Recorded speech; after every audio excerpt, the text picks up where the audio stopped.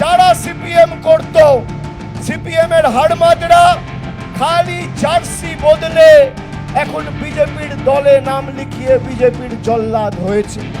নতুন বোতলে পুরনো মদ। 2019 সালে যারা এক বুক আশা আকাঙ্ক্ষা স্বপ্ন নিয়ে বিজেপিকে ভোট দিয়েছিল, জ্যোতির্ময় সিং মাহাতো প্রায় 2 লক্ষ ভোটের ব্যবধানে জিতেছিল।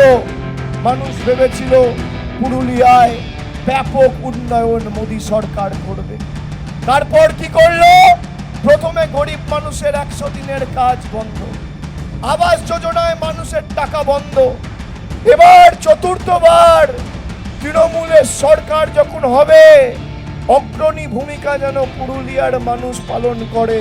আজকে আপনাদের সকলকে অঙ্গীকারবদ্ধ হতে হবে যে আগামী 26-এ 6-3 নয়, 5-4 নয়, 7-2 নয়, 9-0 তৃণমূলের পক্ষে করে আবার পুরুলিয়ার সার্বিক উন্নয়নকে ত্বরান্বিত রাখতে হবে।